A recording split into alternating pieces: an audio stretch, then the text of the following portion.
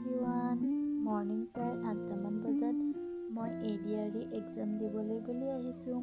আমাৰ নিচিনা ফুটা কপালত ক'তনো এডিআৰ চাকৰি লিখা আছে, তথাপিও দিবলৈ বুলি আহিছোঁ। কিমান মানুহৰ ভিৰ দেখিছেনে?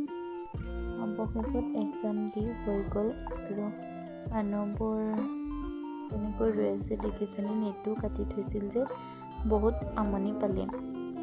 এক্সাম হলত সোমাই যদি টান কুৱেশ্যনকেইটা প্ৰথমতেই চকুত পৰে তেতিয়া কাৰ খং উঠি যায় ক'বচোন দেই। মোৰ যে একেবাৰে এক্সাম নিদুৱেই লাগি যায়। এয়া সকলোৰে একেটা সময়তে শেষ হৈছে বাবে ভিৰ চাওকচোন।